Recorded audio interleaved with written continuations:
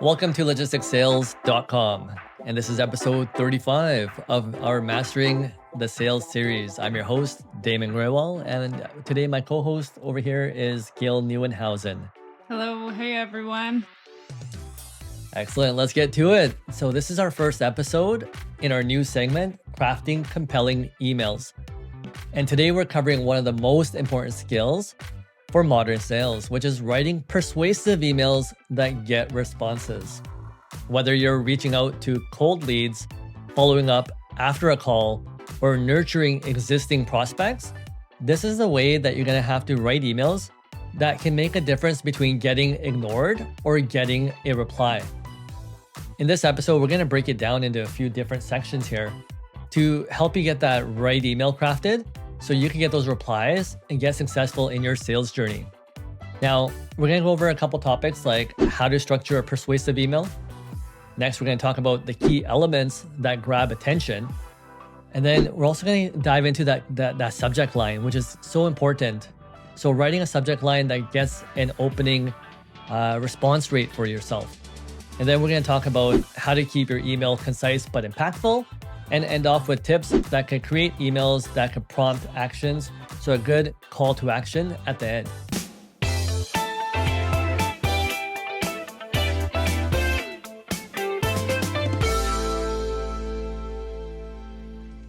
So Gail, can we get started with the foundation and what makes an email persuasive?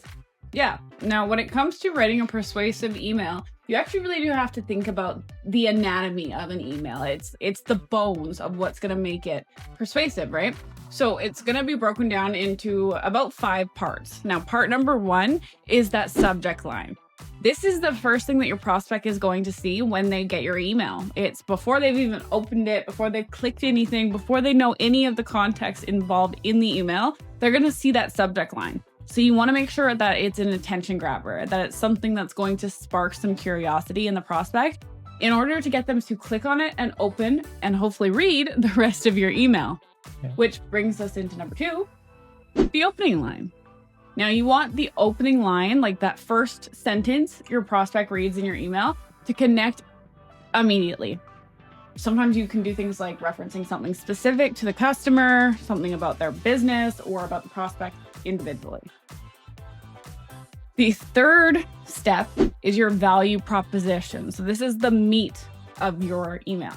So you want to explain clearly how your solution is going to help them solve a problem or end up reaching a goal or fit a service need. It's basically you have an understanding of their business. Now, how does your product or service fit that need? So that's the meat of your email.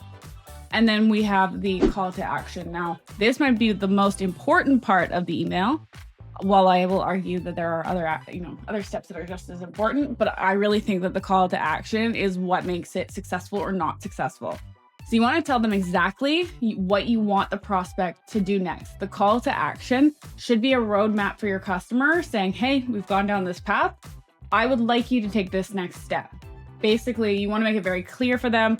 You want to be direct for them so that the customer knows what you're expecting from them. Yeah. And this is kind of why we're going over the different steps. So if you're paying attention here, it's all starting with the sequencing, right? The subject line, that opening line, that value proposition, and making sure that each of these all get you into that call to action, which we're talking about step 4, but everything has to be kind of in line. And if it all kind of makes sense along that line, in which we're going to go into an example with to kind of outline what these emails should look like.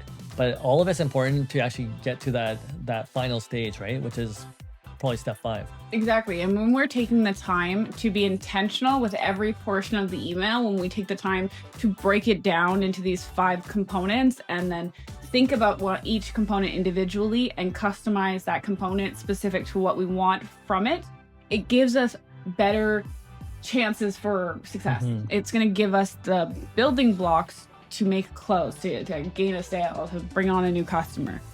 So then we're going to end it off with the closing. So this is where you want to keep it polite, just professional, quick, and leave the email, basically just wrapping it up all together and leaving the door open for those further communications or for any questions or concerns that the prospect might have. So you want to keep that communication pathway open. The goal is basically to make it easy for the reader to understand that you are bringing value to the table and to take the next step that you want them to take. And you want to be able to do this without getting overwhelmed. So this is why having a clear, concise email that makes the direction that the prospect is wanting to go in very clear is very effective for getting customers to actually respond to us. Now, Damon, I want to start by breaking these down, specifically those 5 email points, and break them down so we can give examples to our viewers. So let's talk about subject lines, because I think that's a good place to start. This is the first thing our customers see. So where should we start with that, Damon? Yeah, so even before we start with like a subject line, always have in mind, like, what is the, we always talk about mindset, and the mindset should be, okay, what's my goal? What do I want this customer to understand about us? What's going to be my call to action? But look at some of these steps and have an overall goal of what you want to achieve and what you want to be able to explain to the actual customer. And so when you know that, let's try to match the subject line to that. And so the subject line is going to determine in your email whether it gets read or ignored. And so we want to make sure that that subject line is just on point. And again, the more clear it is, the more chances that someone's going to open it, because your messaging just has to be that precise. And so a couple tips that we could teach you for the subject line is keep it short. So like I said, I like to read emails myself. So look at the way you want to read emails, but ideally under 7 words. And if we could create those short subject lines, it'll make it easier. And we'll give you a couple examples at the end. The other tips is like personalize it. So I always try to include whether it's the company name or the person's name of who I'm sending that email to. And then I like to do it a combination of their name and maybe my name. And so they know, okay, all right, let's match these two together and see, okay, what does that mean? Like if it has, for example, Gail and Damon. So maybe we both need to read that email. Or I'm kind of like, okay, why does it have Gail's email on there as well? So I'm looking at both names and saying, okay, let's personalize it, get that curiosity up there. And that's, the next one is we got to spark that curiosity. Give them a reason to click open that email. So again, that subject line is going to create all this for you. And we could also, sometimes create curiosity, but we could also highlight the value. And that's something that we could do is hint in the benefit of what's going to be inside that email. So maybe I just say, hey, Gail and Damon, and then I put like a little slash, and I go a podcast interview, or something where it's about something that we're going to be doing. And I'll try to highlight it, try to make it fun and curious so that somebody is able to open it up. And then we want to avoid like that spammy language.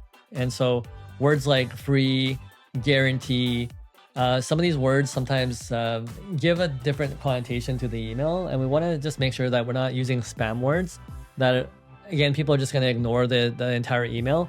And so again, we're trying to see if we can get opens and click rates onto these emails to know that, hey, what's the purpose of it? And if it's just marketing, not a big deal. But if it's something that we want someone to respond to us with, then we want them to actually open up these emails and respond back. And so again, pick those words carefully, because subject lines, they shouldn't be overly large, but again, just concise enough to get that response. And so, and we just want to be very intentional, I think is the important word here. Intentional with your subject lines. You want to convey the message to your customer, what you are trying to have that conversation about. If you're not intentional with your subject line, then we're wasting our time because we're not going to provoke a response from customers. So we have to be intentional with those actions. Yeah. So a couple examples of like simple marketing lines that you see in subject lines is, for example, improving delivery efficiency at, so-and-so company, or a solution for reducing unexpected delays. So these are more general.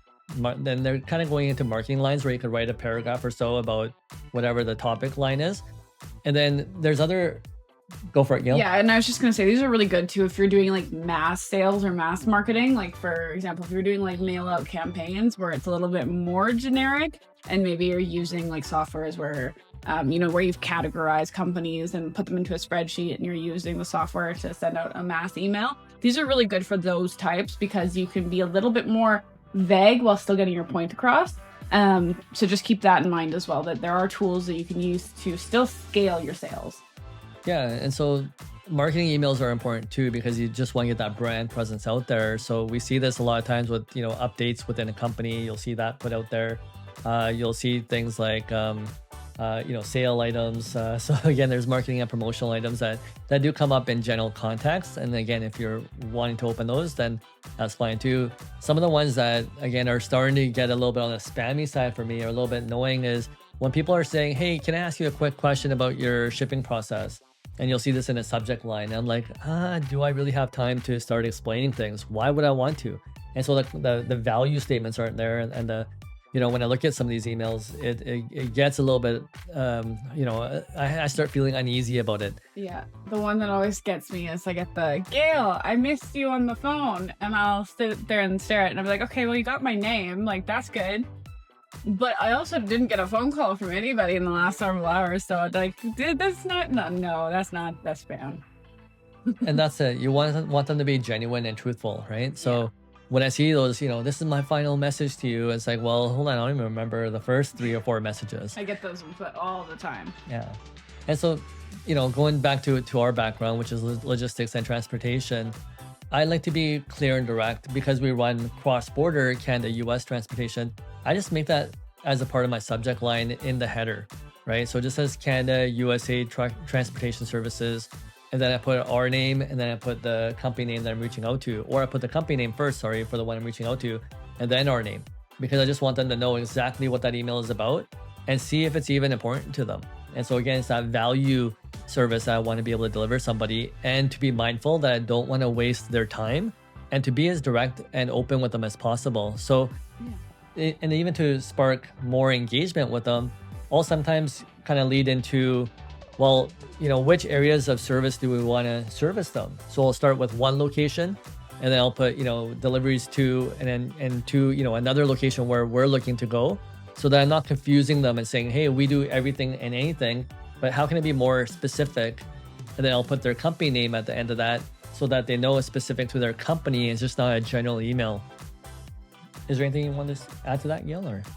No, I just think it's like the more specific that you can get, it's going to give you and the prospect more clarity. Like you used the example of Canada and USA full truckload transportation services as a potential line.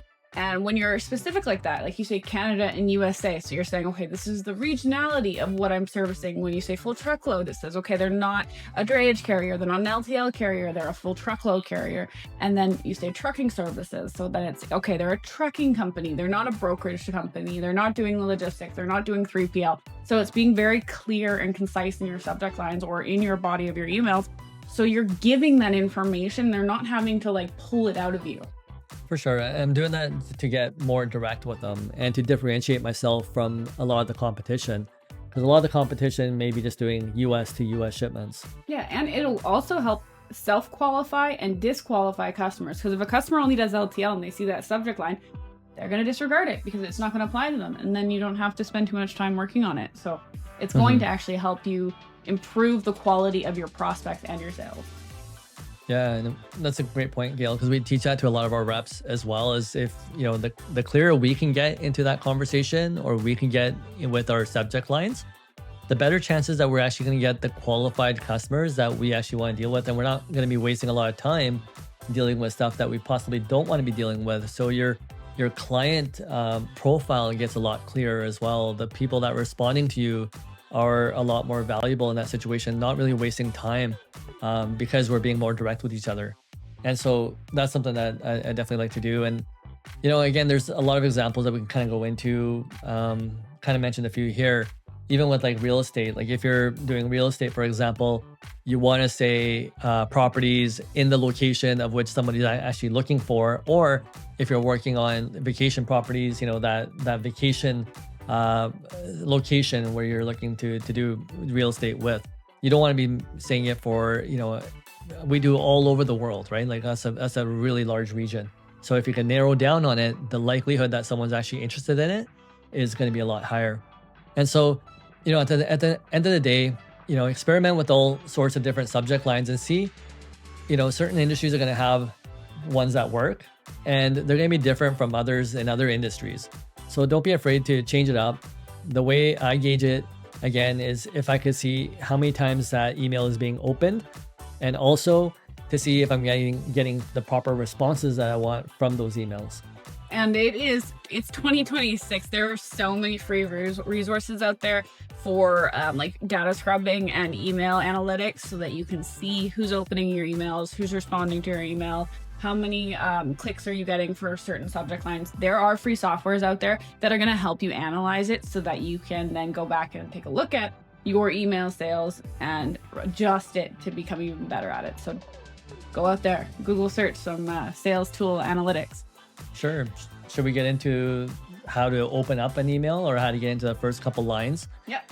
Exactly. So now this is the next step. So now we have to talk about the opening, when you're creating an engaging email to hopefully solicit a response from a prospect. So the first 1 to 2 lines of your email are going to be what sets the tone for the entire dialogue of that conversation. So you need to start it with a personalized hook specific to the person on the other end of that email. So whether it is a company or a specific role or person that you're trying to reach out to, you want to reference their business. Maybe you want to reference a recent announcement within the organization, or maybe a mutual connection that you have. We use this a lot of the time when we're working on warm leads, where we've maybe reached out to the company before in the past, but haven't had any like successful sales done with them, or haven't really built that relationship yet, but we have a contact name on file. We'll use that as like a connection point to bridge the gap between the new connection and the old one.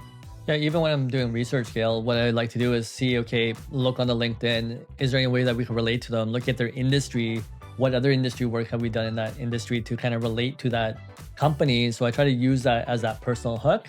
Even if I got their name from somebody, use that name in there. But those are just some of the things that we can do even from our research to find that connection. This is a connection piece.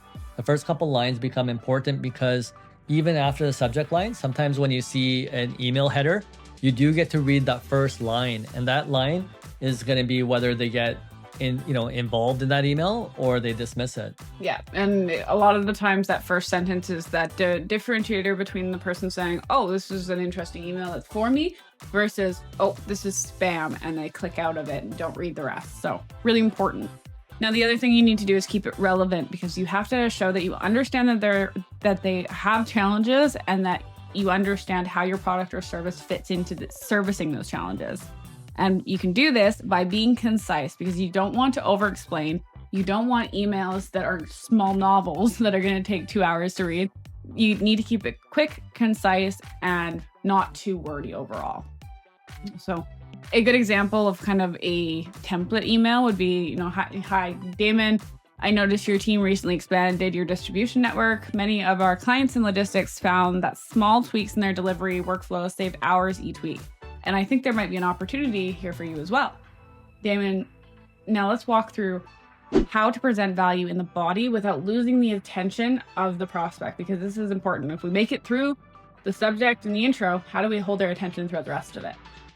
For sure. Yeah. I want to make this email as relevant to the person. And especially a lot of the work that we do is business to business. So when I'm dealing with people in that category, I know that time is important to them.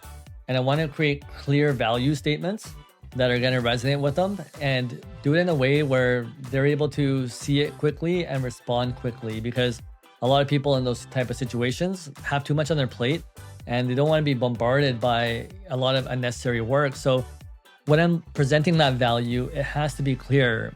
And the first question that we want to ask ourselves in that question is why should that person care to even go through the email?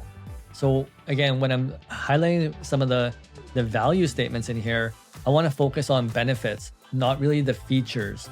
And so the benefits is more what's in it for them. So I use specific examples or metrics to back up my claim. So if I mention something, I always want to make sure that I have 2 or 3 points to back it up, and I'm not just saying something just for the sake of being salesy. And so I want to keep my sentences short, scannable. I look at the context of the email. Okay, what do I need to highlight in bold? What's regular text? What needs to stand out so that they can get it quick? And then, to kind of save that time for the reader, I like to use bullet points. How can I use bullet points to highlight some of the necessary key outcomes that we want to create with the reader? And so an example of this is, if I'm making a statement of saying, hey, I'm reducing your shipping delays by up to 20%. Now I want to write the points with that. How do we reduce these shipping delays? Well, we do it by pre-staging trailers at the dock prior to loading, so you're not wasting time waiting for loading, unloading, and you can schedule accordingly to your timetable. So I'm making those specific points, but I'm backing it up, right? Another example is if I'm saying kind of statements like, I'm trying to improve your time tracking efficiency or accuracy. Well, how am I doing that? Well, now I'm going to start telling them, whether that's through a portal, whether it's through updates that we're sending your team directly, the how part of it, because I don't want to make false statements, but I want to back it up and show them that, hey, if I'm saying something, I'm willing to back it up. And that's the value statement, right? So when I'm using these bullet points, what I'm trying to do is direct values to the customer one by one so that they can see the sequence of it and they can follow it along, hoping that one of these will be that connection piece that I can make to that reader that's going to allow them to respond to the email. Yeah, I think it's about changing the language from an us focus to a them focus. We want to make sure that we're resonating with them and their business, not with us and what we're trying to sell to them. So like a good example that I use for this is like, for example, when it comes to like the trucking side of what David and I do, we have temperature tracking on trailers. Okay. If I were to go out and sell it to a customer and say that we have real-time temperature tracking that gives us real-time alerts if the temperatures dip or rise above a certain threshold, that's me talking about us, not talking about them and what it does for their business. Now the language changes when I say, hey, we have all of this, and this is how it's going to benefit you. So having that language of, because we've had this real-time temperature tracking with real-time alerts, we've been able to reduce customer claims by XYZ percentage. Spoilages have gone down by this amount. We have almost a 0% in claims issues with perishable food products, blah, blah, blah, blah, blah. And using that to relate to their business and what that would mean to them. So basically it's, how does that equate in dollars? Oh, okay. If I have less spoiled food products, that's going to be less claims, more products to shelf, more money into the bank account. So it's relaying and rotating the words and language to fit what they're looking for. And then also, going back to the value statement, I like to do a lot of this is like the factual research. Okay, here's X amount of shipments. This is how many times we had to pull out reports. This is what it meant for that customer. How many claim-free shipments did that mean? So if I say the specifics, because numbers, the more specific you are, the more information that the person gets, and then it becomes real for them because like, oh, hey, you know what? Maybe we do these number of shipments, or hey, that kind of lines up with how our operations are, and that's more. We need that data for our customers to pass forward. So there's something in there. What I'm trying to do is get that person to kind of pick up on it and then be like, and make that connection piece. And it's through that factual information that we want to do that. But again, it's being really mindful of that serviceness, and something where it becomes a us focus is more where we say, hey, we're the biggest company. We have, perfect on-time ratings, but there's nothing really there to back it up. We're just kind of doing the self-hype without really understanding the customer and saying, well, what's in it for them? Like everyone's saying the same thing. That's what a lot of times our customers are coming back to and saying, well, what makes you different? Yeah. And if you can change that language, like for example, we had a customer that we mentioned the reefer tracking, the temperature tracking, and the moment that I said that it saved our customers money, they had one claim a couple of years prior that cost them, $40,000, $50,000 on that one truck. And even though it was just one load that went bad in the entire year, that stuck with them. So just the right language was enough to go, oh, wow, if I can mitigate the risk of having another one of these $40,000, $50,000 shipments go bad, that's a huge value save for me. So it definitely does impact the way that you have those communications. Yeah, 100%. Yeah, it's how you handle the situation, and a customer just knowing, okay, hey, if I'm in that situation again, how is it going to be handled? But Gail, should we get into how to complete or finish off these emails to actually get that reply? Yeah, and this is a final step when it comes to creating a compelling and impactful email, and it's creating your call to action, because if we don't have a call to action, we're not going to have closes. So when creating a CTA or call to action, you have to be specific about what you want. You don't want to leave it too vague. You want to be clear about the next steps and the intention that you have for the customer to walk forward with you. So use actionable language when trying to address that. So things like, can we schedule a quick call for next week? Or is there time this week on Friday for us to review the proposal? Or can I get a reply to this email with your thoughts? So things like that, where you're being direct and asking them specifically for the answer, okay? And you want to also make sure that you just keep it low friction by making it easy for the prospect to respond. You don't want to make it so that they have to provide like a 3-paragraph email back that answers all of your questions, because no one's ever going to do that. Make it as easy as possible for your customer to say yes. Now, an example of this would be if you had, for example, would you be open to a 15-minute call next Tuesday to see how we can reduce your delivery charges? Something like that, or do your delivery delays. You could follow that up with a call to action and a polite close, such as I'm looking forward to your thoughts, or happy to provide me additional information that you might need. Is there a time that we can get on the call this afternoon to answer any of your questions? Things like that. Very simple, very low friction. Keeping it simple, clear, and action-oriented. Yeah, and personally, Gail, I just like to ask for the close. I'm always in the mind frame of always be closing.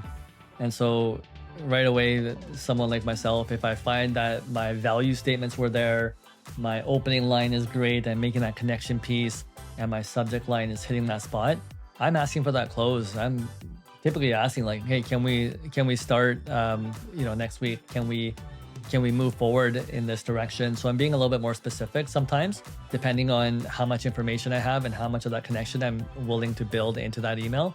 But if I feel like it's powerful enough, I will make that ask for that close. Amazing. Yeah, and I think that's kind of the basic summary of what needs to go into an email. Now, we're not going to go too deep into it because at the end of the day, it's going to be specific to you, your personality, your prospect's personality, and the business that you're working in. So hopefully you've taken some information out of this video here today. And if you are still looking for a little bit more help or some tips and tricks on writing persuasive emails, we do have a worksheet attached to today's episode. So please go ahead and download it and work through the worksheet with us. And hopefully it will help you with writing some really killer email. Yeah, I hope you guys are able to kind of put this together and write some amazing emails. And that wraps up our episode 35 of writing persuasive emails. And so today we did cover the 5 steps. We covered the anatomy of a persuasive email, how to craft subject lines, and how to get them opened, and writing engaging opening lines. After writing that first catchy line, then we talked about the value statement. Make sure you have something in that body of that email to be able to show value to the customer, presenting it clearly, and at the end, making sure that we always have our call to action. So remember, a great email isn't long, it isn't complicated, it's clear, relevant, and actionable.